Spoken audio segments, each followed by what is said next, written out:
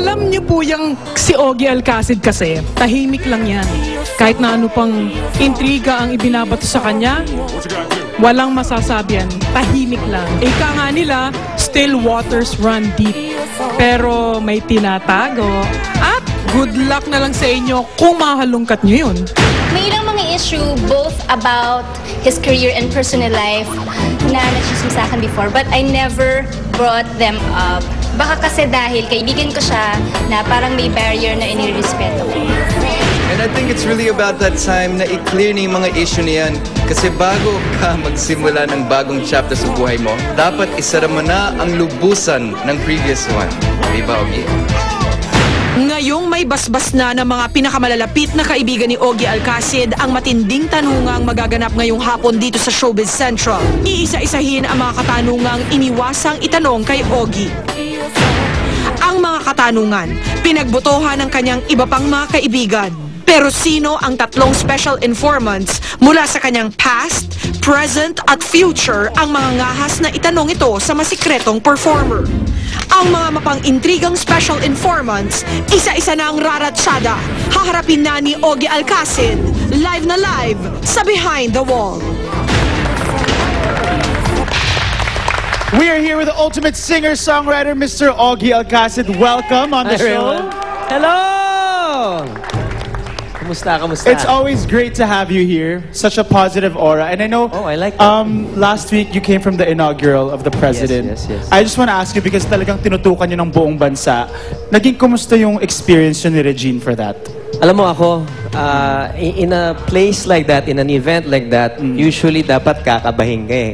Kakabahan ka. Kaya lang ako, I think I was more excited than kinakabahan. Although magkakasama yun, sabay-sabay yun. I think it was a numbing experience. I was happy to be there, to have been part of history, to have been part of someone that I supported. But at the same time, you know, I was really excited to perform and to sing our song, Bagong Pilipinas. So, saya. At saka I was smiling the whole parang day. yun nga, enjoy ka lang, right? Enjoy na I was happy the whole day. Pero ito, ewan ko kung may enjoy mo to, ang ating mga Hindi ko special alam. informants behind the wall. Introduce ko na sila sa'yo, Kuya Ogie. Okay. Si special informant number 1, hindi man alam ng karamihan ang fact na to, pero isa siya sa mga pinaka-importanting tao sa karir mo. At dahil doon, you owe him your honesty. Special informant number 1, please say a few words. Hi, Ogie. I love you. Love ka raw niya. Sabi mo him eh, so baka lalaki ba yun? I don't know, him or her? Alright, so special informant number 2 naman, iniidolo ka raw niya, not just for your talent, but more for your luck with the girls. Magkadugo nga raw kayo. Special informant number 2, hello sa'yo. Hi, Ogie. Ready ka na ba para sa mga tanong namin? Ano daw? Pwede ano? Ready ka na ba raw sa mga tanong? Yes. Sana masagot ko. Okay. At si special informant number 3 naman, muntik na naming di mag-guest ang special informant na ito, mga kapuso, dahil nanggaling pa siya sa ibang continent. Hindi bansa, continent. Uy. Ayun, pero ganun ka gusto malaman ang katotohanan sa mga tanong niya sa Behind the Wall. So special informant number 3, speak up please. Hi, Ogie. Yung napakasimpleng, hi Ogie. Ay, yan bang boses niyan? Yan ba yung natural na boses niya o may effect ba yun? May effect pa yan. Siyempre may Ayan budget kaya. kami dito. At sila talaga yun, ha? Sila talaga yung nagsasalita. Alright, so first question, special informant number 1, ang iyong katanungan please.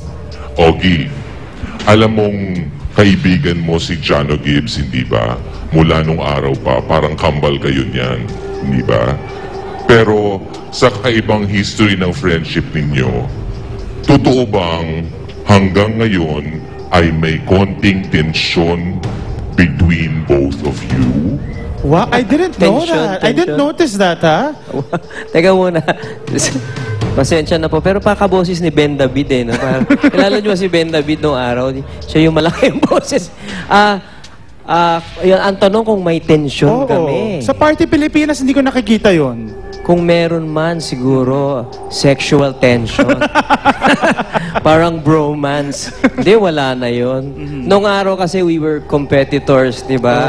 Okay. Sa movies, karibal-karibal, ganun. Pero ngayong Masyusyonda na kami. Wala nang ganun-ganun. No? Si Jano, small brother nga ang turing ko dyan, kaya walang tensyon. Ayun, Oo. na-clarify. Alright, special informant number 2 ang iyong katanungan, please. Matagal ko nang gustong malaman to pero naging napakaswerte mo sa mga babae sa buhay mo.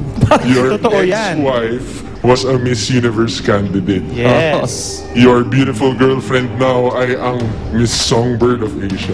Yes, Ang diba? tanong, anong meron sa'yo? Napakasimple. Ano bang meron sa'yo, Kuya Ogie? Hindi ko rin alam eh.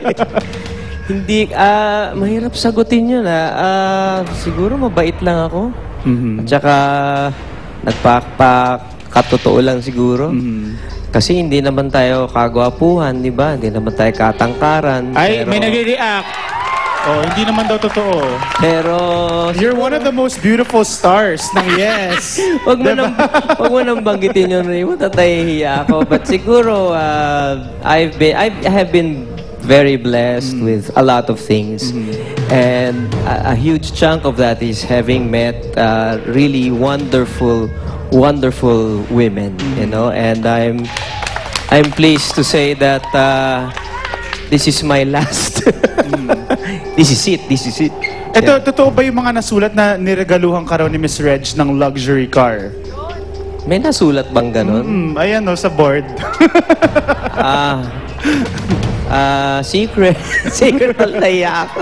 Secrets. Sa kanya nyo na lang siya na lang ang tanongin. But are you guys the type na you give each other mga lavish gifts? Surprise each other? Yes. I know that buying lavish things is not practical, you know. I wouldn't suggest it. Anong magagawa mo kung mahal mo, di ba? Totoo yan. Bibigay mo talaga yung sa tingin mo magugustuhan ng partner mo, di ba? Ganun talaga. Kaya maiksi- nakita niyo naman ang shoe collection ni Miss Reg. Oh, di ba? yun. Ay, hindi naman ako bumibili ng shoes kasi hindi ko alam kung ano magandang shoes. But you know, habang kaya, di ba? Habang bata pa at kaya, pwedeng. Okay, diba? there you Pwedeng go. bilhin. Alright. Yun lang naman. Special informant number 3, your turn. Ogie, mukhang serious naman kayo ni Regine. Bating ba tong kausap ko? Wait lang. Ay, ang taray. Ay, wait lang. Nagtataray. Oh, sige, go. Yes. Gusto kong Saka malaman. nakatira, friend? Saka nakatira? Sa ibang ibayo pa. Sa ibang Ito ano? yung sa ibang continent. Oo. Ibayo. Ibang continent. Wait, makinig. Mahaba, wait. Bading to. Makinig. Oh, sige. Oh, sige. Okay, ituloy mo na sige. yung katanungan. Go. Ito ang katanungan ko. Serious to. Ay. Hindi ka ba naiinis or napipikon pag nakikipaghalikan sa mga leading men niya ang iyong girlfriend? Okay, ito I have to say that kasi kanina pinapakita yung teaser ng Diva na guest po ako. So panoorin nyo yan, may cameo ko doon as myself. Pero people really can't help but notice na talagang may kilig factor ang love team they are. ni TJ and the Miss Reg. At talagang may following na yan, diba? So how do you feel when she does all these kissing scenes? Naiingit ako. Kasi sana hinahalikan ko rin si TJ. No, but you know what? You know, that's a valid question because, you know, Regine has this uncanny ability to when she does that, talagang mararamdaman mong minamahal niya yung guy. You know, and that's because of her extreme talent as an actress. And of course, of her partner, di ba? Magaling din talaga si TJ. But because they're such great performers, mararamdaman mo talaga yung kilig. So, ngayon, nakilala ko na si Regina ganyan eh. Nakilala ko na natrabaho niya yun. So, wala na sa akin yun. Kasi, And you understand this business, di ba? Hindi ka naman newbie, hindi ka newcomer. yes. I'm sure this is a normal thing, di ba? of course. Pero sana payagan din niya ako makipag-lips to lips sa babae kasi kahit Ayan hindi na. bagay, pero... Nanawagan na, Miss Reg, if you're watching. No, but you know, really, I am so proud of her, especially because of her performance dito sa Diva. Ang dami-daming nanonood and now that she's doing this with TJ and of course with Mark. Ang galing, di ba? Si Regine Velasquez, Yes. kahit kanino mo i-partner, Galing, di ba? And the very first kanta serye talaga, inaabangan ng tao kung ano mangyayari kay Melody dyan. So tutukan nyo lang po ang Diva Every Night. Eto na, it is time to guess these special informants na hindi mo ma-recognize ang gender based on their voice alone. So, eto na. I know it's gonna be hard, but you have to do it. Wala man lang clue. Yun na yun, yung intro sa kanila. Ano ba namang klaseng game ito? These are my friends, right? Number one, matagal mo na siyang kilala, tapos may kinalaman sa iyong career. Kinalaman sa aking